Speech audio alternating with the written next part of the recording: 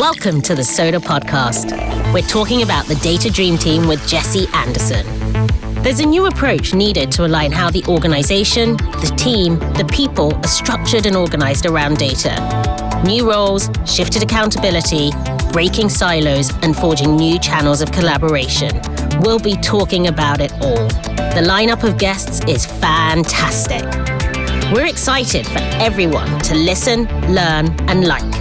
Without further ado, here's your Data Dream Team host, Jesse Anderson. Hello and welcome to the Data Dream Team podcast. My name is Jesse Anderson. My guest today is Brent Dykes. He is the founder and chief data storyteller at Analytics Hero. Before he founded his own company, he was at Omniture, Adobe, and Domo. Welcome to the show, Brent. Would you mind telling us more about yourself? Yeah, I have a marketing background. So I started in marketing and then got drawn into analytics and then spent years in consulting, in analytics consulting with Omniture and Adobe. And then I did 4 years as an evangelist for the Adobe Analytics platform. And then I went over to the BI world and got out of just marketing analytics and focused on other functional areas and other industries that I didn't have the chance to work with at Adobe. And so that was a really good experience, just broadening away from just the marketing analytics. But yeah, I spent a lot of time working with Fortune 500 companies around the world and evangelizing analytics and data. It's kind of funny hearing your background on analytics and it's starting out with marketing, where you kind of think maybe the people are thinking here on this podcast, oh, he's going to talk to us about marketing. No, marketing done the right way, in my opinion, probably your opinion, is it's all numbers based. Is that your take as well?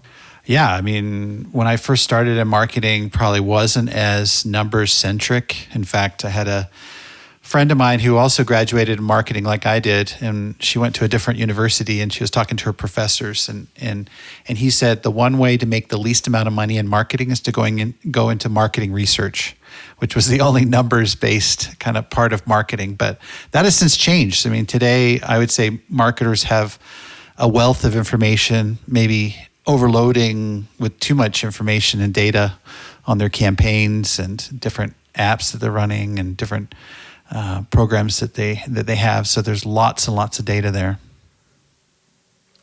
Good.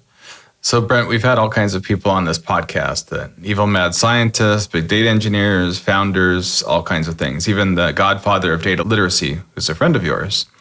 But we've never had a chief data storytelling officer. Tell us, what does your day look like? What's the interview process? And how does somebody get that job?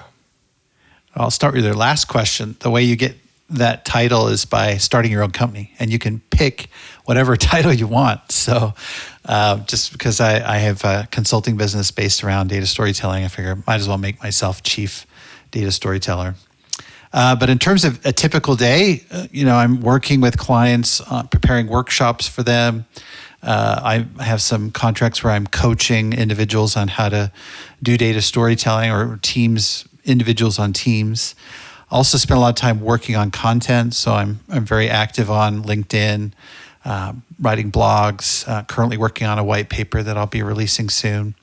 And then the rest of the admin stuff that a small business person has. So I'm accounting, I'm finance, I'm marketing, I'm web development, I'm all of the things that go into running a small business. So many hats.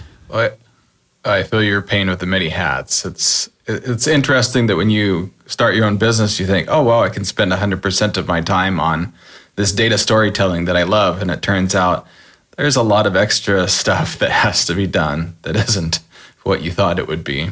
So you introduced yourself as the chief data storyteller. Let's go deeper into this. What is data storytelling? And to do that, you wrote a book called Effective Data Storytelling: How to Drive Change with Data, Narrative, and Visuals. This was published on Wiley in 2019. Tell us, what is data storytelling? Yeah, I view it as a structured approach for communicating insights to a targeted audience using narrative elements and explanatory visuals. So in my book, I talk about 3 key elements: the data, the narrative, and visuals, and how those elements combine to help us tell stories or communicate our insights that we have more effectively to a targeted audience, as I said. So this narrative, what do you mean by a narrative? Narrative, I think that's one thing that gets kind of overlooked a lot. I think there's been a lot of emphasis on the data visualization aspects of data storytelling, but the narrative is really, it's a combination of things. It's how we structure our story. So if you think of a plot, right? So there's a climax. There might be an inciting incident that launches the story. You're going to have rising action. You're also at the beginning of that. You're going to have an exposition or kind of setting that kind of sets the stage, and then after you have the climax, and there's a resolution and kind of conclusion of the story. And so the same thing applies to a data story in the sense that we have to organize our content in a certain flow. So you're going to have what I call the hook, which would be the introduction to the story. You're going to have the climax, which I call the aha moment, right? So we have an insight that's driving the data story. And then a lot of times when we're telling data stories, not just going to give people the insight and expect them to act on it. We're actually going to flush out, okay, we're going to look at how do you act on this insight? What does it mean to the business? What does it mean to you? What options do you have? What do we recommend in terms of next steps? So a lot of the narrative is just how we connect all of the findings, the key points in the data story together into this structure, this flow that basically leads or guides the audience through the numbers in a meaningful way. It's not really to extend it out. We want to be concise. We want to be to the point, but we want to hit on the key data points that are going to help them make a decision.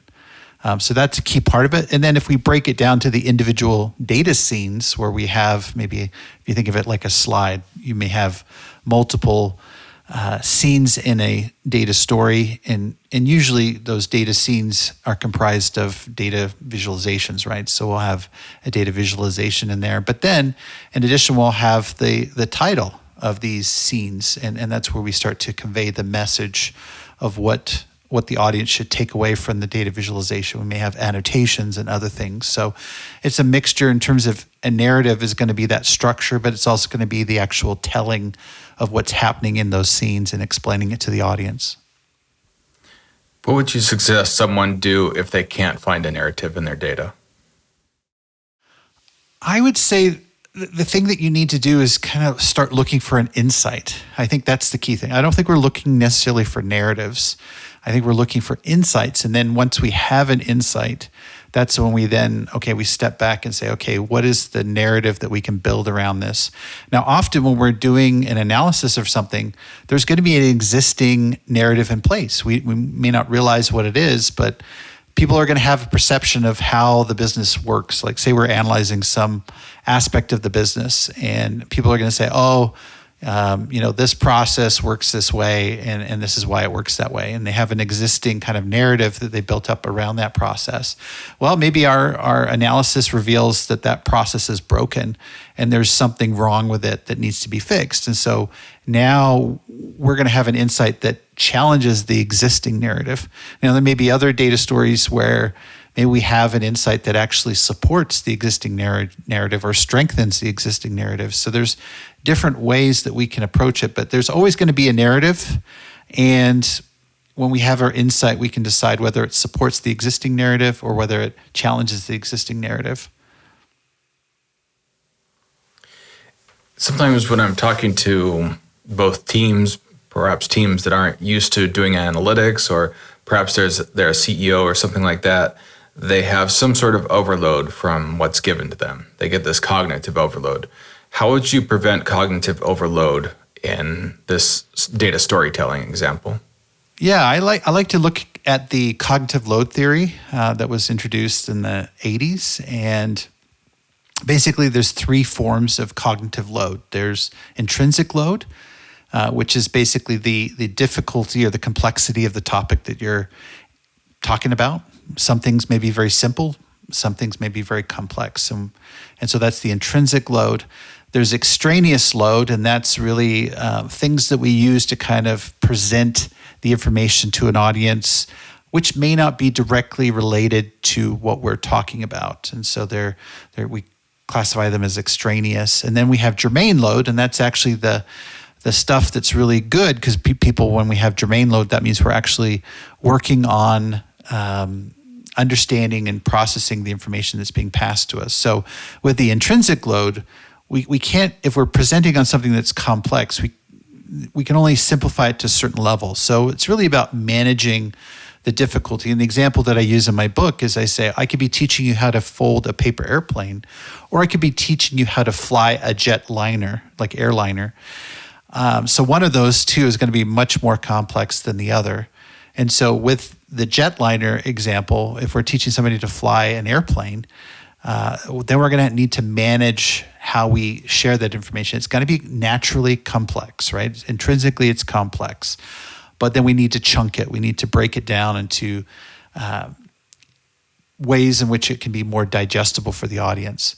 Now, with the extraneous load, that is just content that is not really needed. And so a lot of times what we do with our visualizations and different things, we want to simplify them, remove items, information that's not essential, and minimize anything that really doesn't contribute to our story. It doesn't help us to deliver the message that we're trying to convey to the audience. So that's a key step. We can remove a lot of content that just really isn't needed if we step back and evaluate whether it's really contributing to the story or not.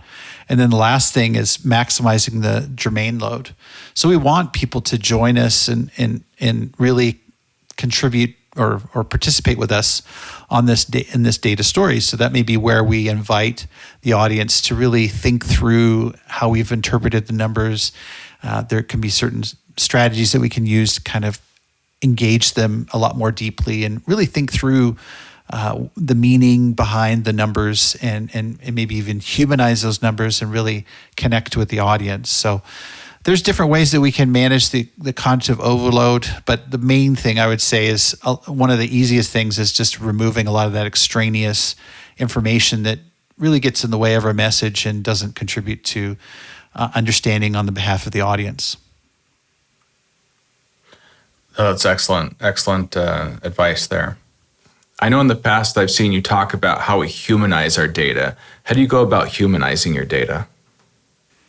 Yeah, I think it's a simple process of looking for the human side of the numbers. I think a lot of times when we look at our data, we maybe lose sight of the people behind the numbers. And so I think the key thing about humanizing the numbers is bringing those people out and putting the data in a context in which we're associating it with the people behind the numbers. So an example of this would be, rather than talking about cars, if we were analyzing automotive data, we'd talk about the drivers, the people behind those cars and the vehicles. Maybe we're tracking a lot of IoT data, but at the end of the day, it's about the people driving those cars. And so we reposition the numbers around drivers as opposed to just vehicles and technical data that we're collecting from the vehicles themselves.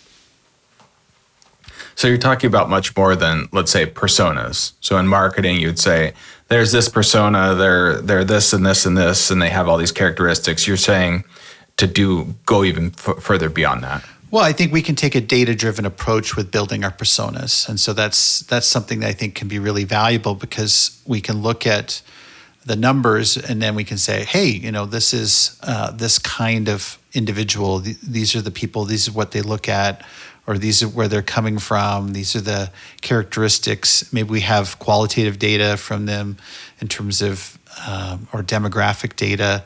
Any way we can bring it to life and just make the customers or the employees or the voters or whatever data set that we're looking at, let's bring those people to life. And so I think we can do the same thing with our data story. How do you recommend teams be organized to get the most value from data? In terms of organization, I mean, I've worked with a lot of different organizations. I've seen the centralized approach work well for smaller organizations. I've seen decentralized not work so well.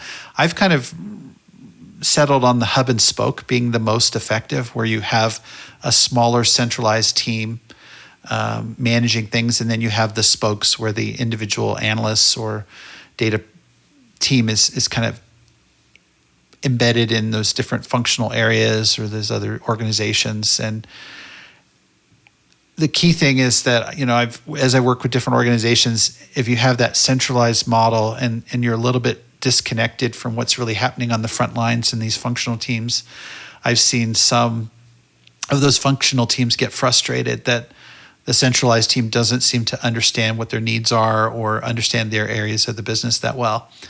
And so then what do? They start doing hiring their own analysts, and then that gets kind of messy. And so I think the hub and spoke for me would be the model that I think is the best that I've seen working at large organizations. Does anyone on that team have the title data storyteller, or is it a specific title that usually has that? Yeah, that's a great question. One that I get quite a bit right now, because really we're in the beginning stages of data storytelling. It's not like you have people who've been doing this. People would argue I have been doing this. I have been communicating the results. But in terms of everything that I'm talking about, in terms of beyond just reporting, I don't think we've actually been doing as much as we think we have. Now, in the initial start of rolling out data storytelling, I would actually recommend maybe getting one or two or a few dedicated people, or identifying within your team who does this well or has a natural affinity to do this well, and who can be kind of designated as dedicated data storytellers. And they're going to really lead the way and start to shape this culture of data storytelling within your organization or within your team. But eventually I see this being a skill that everybody needs to do. And eventually, if you have some of those initial people who have a dedicated role, what their goal is to be personal trainers, and basically coaches, mentors, leading the way in terms of what it means to tell data storytelling, and almost like evangelists, right? They're evangelizing this skill. And then I think it becomes a very common skill, because if we're democratizing the data to various teams and roles and functions, why wouldn't they have insights that are, if they're empowered with the right tools and training to find insights, and when they need to share them with others, they're going to need those skills of data storytelling. So I think eventually over time, business teams will need these skills, not just the analytics team, but definitely on the analytics team, I think will be a skill that analytics professionals, data science professionals will need. What is the thing you're the most proud of about your book? A couple of angles on that question. I would say from a content perspective, one of the things I really enjoyed when I was working on that book was looking into the Hans Rosling. He produced, before he passed away, he produced a really famous segment with the BBC called The Joy of Statistics. And within that, he had a short 4-minute segment where he looked at 200 countries over 200 years, and they visualized the information in this kind of Minority Report kind of view. And I was able to talk to the production company behind that and really get a behind the scenes kind of view of how that came together. And that was really special for me, because I kind of view Hans Rosling as one of my heroes in terms of somebody who was able to do good data storytelling. Now, in terms of what am I most proud of, I think when people come to me personally and say, "Hey, your book helped me. Thank you for writing it." That's the most rewarding by far. Whenever you have a reader who comes to you and thanks you for writing your book.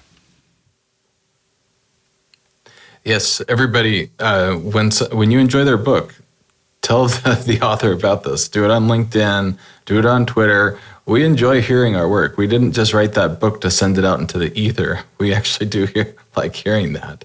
So please do reach out. So let's say I'm a chief analytics officer and I'm thinking, oh, wow, this data storytelling is exactly what I need. How do I go about equipping my team to do this? Yeah, so if it's the chief data analytics team officer, somebody on the analytics side, I think the key thing is to potentially get training, right? So I think this is a key skill that a lot of analytics professionals, data professionals need, and with some training, they can get the foundational pieces in there. I think also in some cases, some coaching may be necessary to really apply the principles to the day-to-day kind of examples that they're running into. And then I think it's about getting kind of some opportunities, opening up some opportunities for people to really tell data stories. This is kind of a new concept. And so one example that I was talking to a chief analytics officer, and he was looking at a situation where they have this regular report that they would deliver to the organization once a month, and it was like 2 hours long or something like that, and they would just go through all different aspects of the business, and it had grown in popularity throughout the company to the point where they had a number of leaders coming to that meeting. And obviously reporting is great, and that's great exposure for the analytics team, but I challenged him to see if he couldn't carve out some of that time to focus on telling a specific data story. Now, it's not like you're going to say to people, hey, we're going to shift, let's do the reporting, let's shift over to telling a data story. What you're going to do is we're going to do a deep dive, right? So we're going to cover, let's say you have an hour. Instead of using that whole hour to tell or share the findings of a report, we're going to reduce that down. Can we cut it down to 40 minutes? So we have 20 minutes, or maybe we can cut it down to half an hour. We have another half an hour to do a deep dive. And the deep dive is really going to dive deep into a particular area, share a specific insight.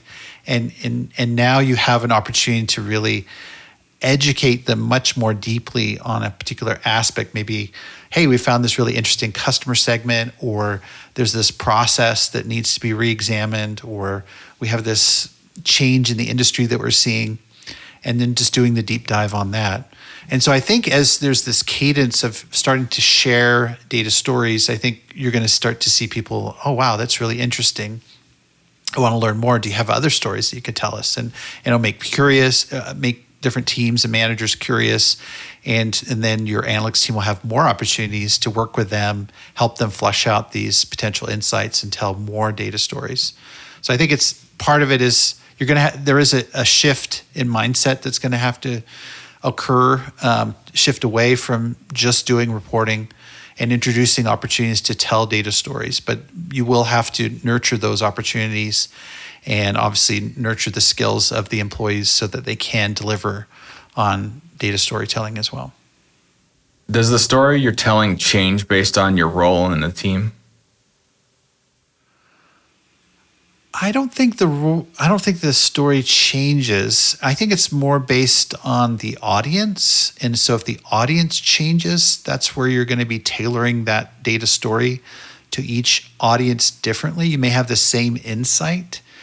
Now, as I think about your question, maybe if I'm the data engineer, or if I'm the data analyst or the data scientist, maybe there might be credibility things that go on with, why is this person telling me or sharing this insight? Why does it matter that, if it came from the data engineer, is there a different perception around that insight as opposed to if it came from the data scientist or the data analyst or somebody else or the manager? So I think that would be the only thing I would think about. Is there any kind of credibility issue that might influence or shape how people perceive the data storytelling coming from a particular role? But I don't think that would be a big factor. I think it's more about the insight and making sure the insight is tailored to each audience. And that might be if I'm presenting it to a technical audience as opposed to like a business-centric audience, that's going to change how I deliver that story. It's going to change the detail that I go into and what I emphasize with each of those audiences. You mentioned the importance of training. Is the importance of training around a missing skill? And if so, what are the most common missing skills? Yeah, I would say the most difficult part for a lot of analytics professionals. So usually when I have a workshop or we have a poll, I ask people, which of the three elements is the hardest for you? And so basically almost every time, it's about 2/3 of people say the narrative part is the hardest for them. So they get the data, they get the visuals or the visualization aspects, but it's really about how do I pick and choose what goes into the story, And then how do I make sure that it's concise and delivers something impactful to the audience? So I think a key thing that a lot of analytics professionals need to be trained up on is the narrative elements, and how do I focus and tell that story in a concise and impactful way. Now, as you think about what needs to be done, is this a matter of technology as well? What are the tools that are necessary? Yeah, in terms of tools, I mean, I think there's certain tools that we need to find insights, right? So I kind of view you don't have a data story if you don't have an insight. And so if you don't have the ability to find insights within the data, that's the first place, right? We've got to find those insights. And that can be as simple as a spreadsheet. You could use Excel to find insights. It doesn't have to be something super complicated. But definitely there are lots of data exploration tools out there. Tableau, Power BI, Looker. There's lots of tools out there that can really help you to pinpoint or identify potential insights. And then when it comes to actually explaining or telling the actual data story, again, I think you're going to need a data visualization tool to create those data scenes that I mentioned earlier. And then I kind of revert to PowerPoint as being my main de facto delivery tool for crafting data stories, often because there may be some limitations in the data visualization tool as well, where I have to bring it into PowerPoint. And then in PowerPoint, I can add annotations. I can change the titles and do different things to highlight different content in those visualizations. And then often that combination of a data visualization tool with PowerPoint is usually the best way of communicating and building a data story. So you briefly just touched on those visualizations that you need to start doing. So your best practice, or part of your best practice, was to bring those into PowerPoint. What are your other visual and explanatory best practices? Yeah, in my book, I talk about 7 principles that I think are important for visual storytelling. So I think the first thing is to identify whether we have the right data. And that may seem, well, if I found an insight, I have the right data. What I mean by that is we're often transitioning from an exploratory visualization to an explanatory visualization. And that may mean that we need to change the data that we're presenting, because maybe what helped us to find the insight isn't the best metric or data that we need to convey that key point to the audience. And so that's the first thing. Second thing is obviously identifying the right data visualization. There's lots of chart choosers out there and different tools that can help you on that front. But then I think that the third point is, okay, yeah, we've chosen a chart that works, but have we configured it to our message in an appropriate manner? And so an example of that might be where we have a bar chart and we're breaking it down by a couple of maybe region by product type.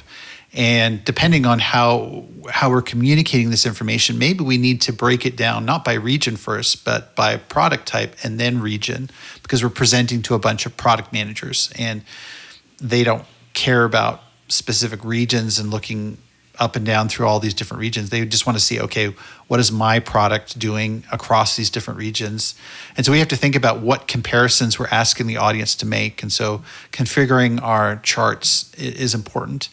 The fourth thing is we want to remove noise. And so there's lots of things that we can do on that front, from removing chart junk. If you're familiar with Edward Tufte, he talked about a lot of chart junk, and that's the extraneous load that sometimes by default gets included in different charts by different chart vendors. So we want to remove that. Maybe we analyzed a lot of data. Maybe we looked at 30 different store locations, and we found that there's a problem with 5 of them. And maybe for our, when we're telling our data story, we don't need to cover all 30. Maybe we strip it down to just the top 10 with the 5 that we're worried about, or maybe top 15 or something. If there's any way that we can kind of remove some of that data that really isn't essential to our data story, we want to do that. The next thing, the fifth point, is focusing attention. And so this is really about highlighting in the chart where we want people's attention to be focused on. So color becomes obviously a key tool that we use in our data storytelling toolbox. So if we had 5 different categories that we're looking at, and we want to focus on one particular category. Maybe we use a bold color to highlight that one category and then push everything else to grayscale. And so that's going to draw attention to that one category that we're talking about. The sixth principle that I talk about is making your data approachable. And there's several ways that we can do that. One of the common ways is just we don't want to make it a lot of mental effort to process our information. So there's little things that we can do. For example, if we had long labels on our column chart, and so they're very long. And so what does Excel and the other tools do? They'll put them slanted so that they can still be read. But reading at an angle or reading at any angle, the content rather than in a horizontal manner is harder. So maybe what we do is we change the orientation. We shift from a column chart to a horizontal bar chart, and now the labels can be read very easily in a horizontal manner. And then the last thing is to instill trust. And I think there's several ways that we can instill trust. That could be simple things like making sure that we highlight the source. Simple things like not truncating a vertical bar axis. Little things like that can inadvertently make people question whether we're trying to trick them or deceive them with our numbers when that was never our intent. In some cases, the tools will default to that. And so we have to watch out for those things and make sure that we're conveying trust and building the confidence of our audience. And so those are 7 principles that I talk about in my book. Okay. That's a really long-winded way to say use more pie charts, but we can just wrap that up to saying use more pie charts, just right? Load up on pie charts. Yeah. I'm not anti-pie chart. I know there are people out there that are anti-pie chart. I just view it as another tool in our toolbox. So, when it's appropriate, use a pie chart. When it's not appropriate, definitely do not use it. As you were talking about those visualizations, what popped in my mind was some of the visualizations from the Apple keynotes. I was thinking about the one when iPhone was not the biggest phone on the market, and they created this pie chart that made it seem like it was totally dominating the market, but they showed it in such a way with if you remember that one? It was a 3D effect pie on chart. It. Yeah, and so they skewed it so it looked like it was huge when it really, really wasn't. Is that part of data storytelling or not? Yeah, that is not recommended. You're just not going to get very far as a data story. We're trying to build confidence with our audience, right, and not trying to deceive them or trick them in any way. And I think the long-term goal is for them to be a trusted advisor. And so when we do things like that, I think it threatens our credibility, and that's not a practice that I recommend in my book or in my workshops. Well, then tell us, what's your view of dashboards? Dashboards, I maybe have a different view of them. I know sometimes people think of dashboards as data storytelling tools, and I don't feel like they actually tell data stories. I think what they do is they help us define potential data stories. So I talk about in my book something I call the insight funnel. And so the insight funnel, at the top of the funnel, when we build a dashboard, we start to frame out the story. We don't know at that point necessarily what the stories will be, but we know which key metrics are important to the business because we know what the business objectives are, what the business goals that the different teams are working on. And so that then helps us to choose what metrics go into our dashboards and how we build those dashboards. And so we start to frame the story. People they're going to look at these windows into the business, so to speak, and start to identify potential stories. They'll make observations. They'll see an anomaly. They'll see trends or patterns in the numbers. And that may lead to them, if depending on the type of dashboard it is, where maybe they can actually do analysis in that dashboard and dig in and discover what the insight is. Or it may spark something where they're like, oh, we've got to take a closer look at this. Let's go analyze it in some analytics tools and come back with an answer. So I kind of view the top of the funnel of this insight funnel. That's where the dashboards are. And then once we have an insight, then we need to craft the data story around that insight.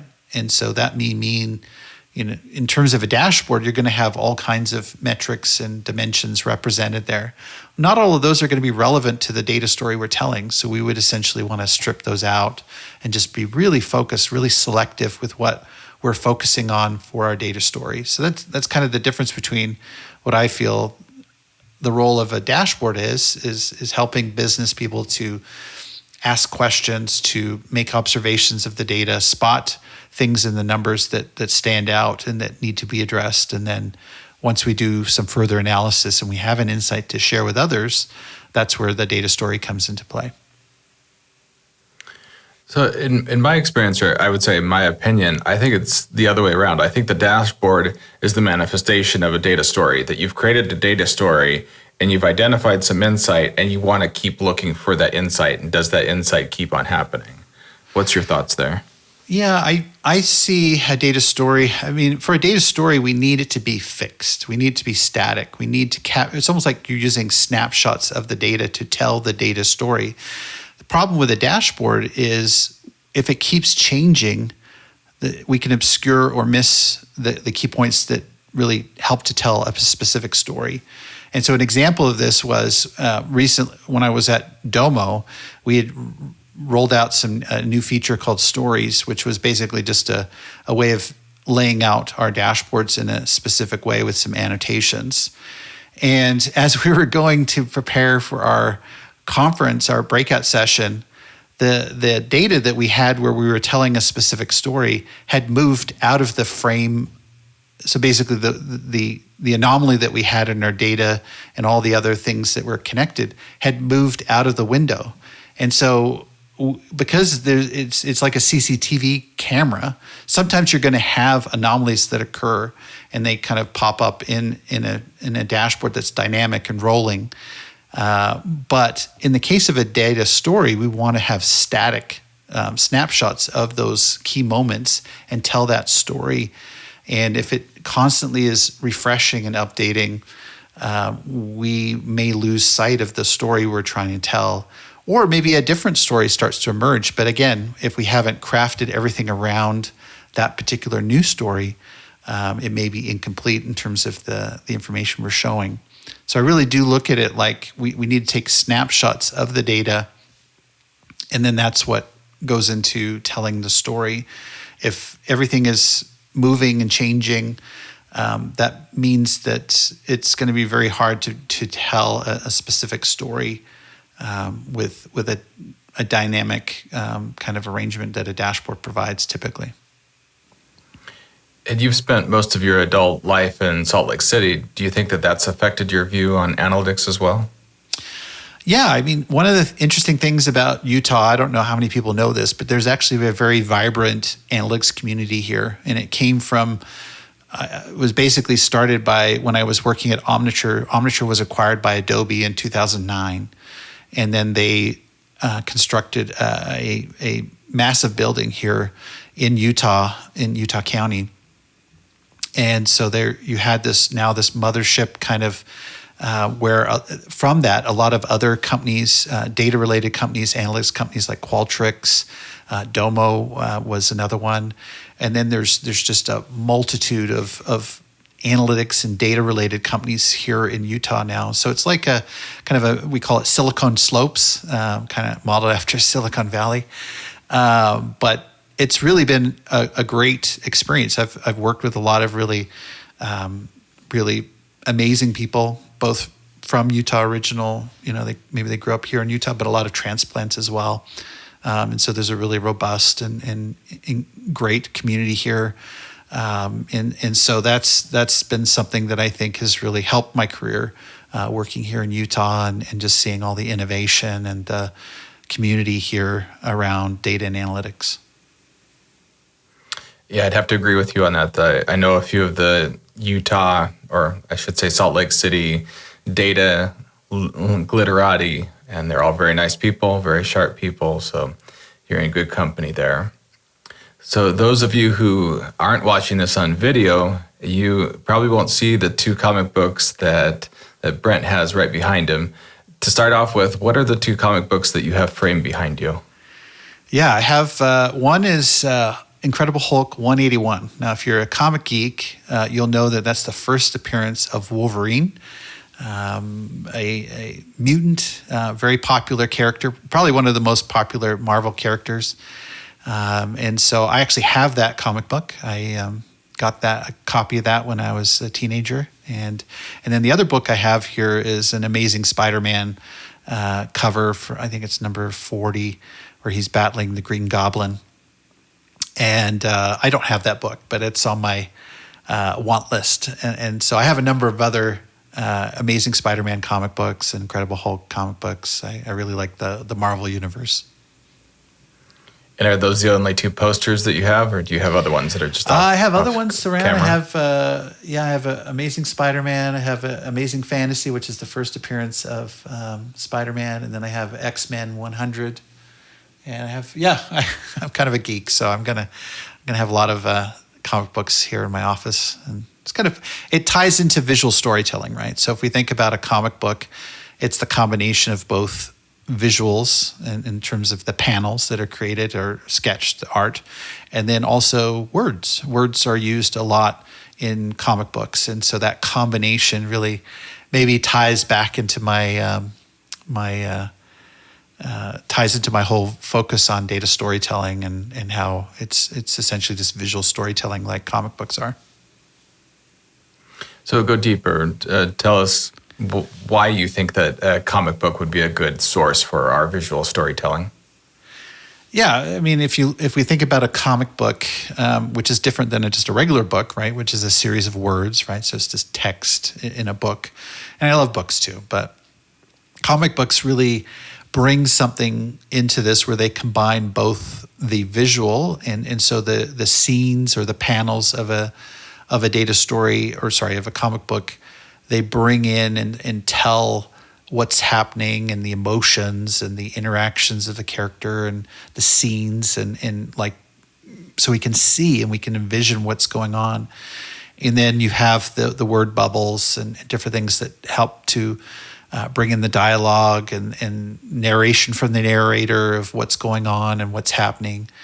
And I think that combination of visuals and narration is really what we're doing with a lot of our data storytelling, both in terms of the annotations. Obviously, that's the clear thing. But then that structure that happens behind the scenes. There's a certain structure to storytelling where we have as I mentioned earlier, the hook, and we have the aha moment. So we have the climax and the inciting incident and the different action sequences that occur. All of that coming together in a comic book is a lot like what we have to do with our findings from our analysis. We need to pick and choose what goes in and how do we best represent that information visually. So those are all considerations that we take when we're building a data story, and I think it kind of mimics what comic book writers and artists are doing with comic books. Have you ever put the word POW into one of your data stories? I'm trying to think. I don't think so, but I'm highly tempted. I have. If you've read any of my books, I'm kind of a nerd and a geek, so I bring in Indiana Jones. You'll see that mentioned in my books. And a lot of Star Wars references, in addition to comic book references. What data story would you like to put into a comic? I think what would be neat would be to really do something meaningful. There's lots of data out there. Obviously, we have a lot of issues out there with gun control, gun laws. For me, I think that would be something that I would love to look into that topic and really dive into it and see if we can't present that information in a way in which it'll actually maybe connect with people and kind of show them some of the issues that are going on and how we can maybe overcome those challenges. But that might be something where if we can take these societal kind of issues and portray them or convey them in a way that's meaningful and impactful, I think there could be some good there. And obviously Hans Rosling, with what he did with a lot of his data stories, they were very focused on societal problems and issues. And I think there's some good that can be done with data storytelling there. Yeah, as you were talking about it, one comic book that came to mind was the Superman one, where instead of Superman having been raised in the U.S., he was raised in Soviet Russia. Oh, yeah. Do you remember that one? Have you read that one? Vaguely, yeah. And I think that kind of one remember that, but yeah, very interesting take. It was very interesting because it sounds very similar to the what if scenario. So Marvel has a lot of what if Spider-Man was the Punisher? What if all these kind of crazy ideas, and even some of those they did a whole series too on Disney Plus on what if scenarios. So very interesting. So what are you finding interesting in analytics right now other than data storytelling? I would say the potential for artificial intelligence to really augment our ability to find and tell powerful data stories. I don't think that the technology is there yet to replace us as data storytellers, because as human beings, we can process the context a little bit better. We understand our audiences a little bit better. But I think there are opportunities for the technology to augment our ability to find insights, especially I think because right now, obviously we have a lot of data that we're having to go through, and often it can be really time consuming if it's a manual kind of labor intensive approach that we're using. And so if we can use the technology's strengths where it can crunch, a lot of numbers at the same time and look for certain things, I think that any kind of way that the technology can help us on that front is really exciting and can help us find insights faster and maybe better insights, and then we can tell these amazing stories with them. So for me, that's exciting. Could you describe another challenge that you've seen frequently that isn't related to data storytelling? I would say another challenge that is not related to data storytelling is just how do you stay aligned with the business? I mean, my analytics consulting career, I think that has been one of the key falling points, that the data team or the analytics team is not closely connected with the business goals, with the business strategy of what's going on. And whenever that happens, whenever you have a gap between what they're working on and what's important to the key stakeholders within that business, all of a sudden you're introducing opportunities for business leaders to get frustrated, where they're just not getting the information they need to make decisions because it's based on old information, or an old understanding of what they needed. But their goals have shifted, their priorities have shifted, and now they don't have the information they need to make decisions. And so I think that's a critical part of managing a data team, making sure that you're aligned with the business goals and priorities of the internal customers that you have. And so any way that you can form a good working relationship, make sure that you're always on top of shifts in those priorities, and they do shift. They shift regularly. You get a new leader of a team, you could see entirely different priorities come into play. And so being agile and being able to adapt to those needs of the business is really important. And sometimes that's where I've seen teams fail. Okay. What do you never compromise on?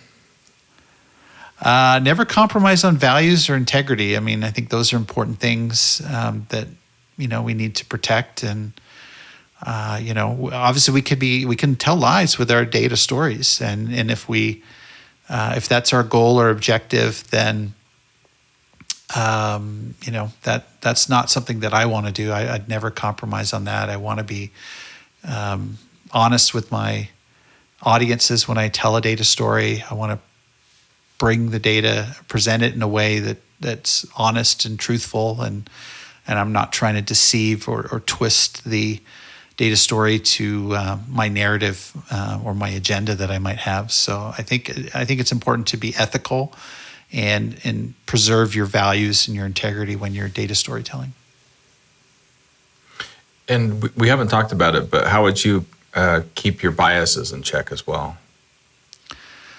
I think that's something we need to make sure we're aware of what our own biases are, because they're going to shape, going all the way back to our analysis, right? It's going to shape the data that we pick and choose to analyze, and maybe we have a hunch or a preferred outcome that we're trying to drive towards.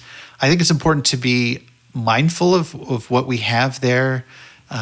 Make sure that we're aware of our own biases. Maybe we have people challenge our data story before we share it, because it might be easier for them to spot a bias that we have that maybe we don't even realize we had, and it affected our storytelling or affected our analysis. So I think the key thing is trying to understand what biases we might have right from the beginning. Brent, thank you so much for being on the show. I really appreciate it. You've shared a very unique viewpoint, and thanks for letting me look at your comic books the entire time. Thanks, Jesse, for having me. Another great story, another perspective shared on data and the tools, technologies, methodologies, and people that use it every day. I loved it. It was informative, refreshing, and just the right dose of inspiration. Remember to check dreamteam.soda.io for additional resources and more great episodes. We'll meet you back here soon at the Soda Podcast.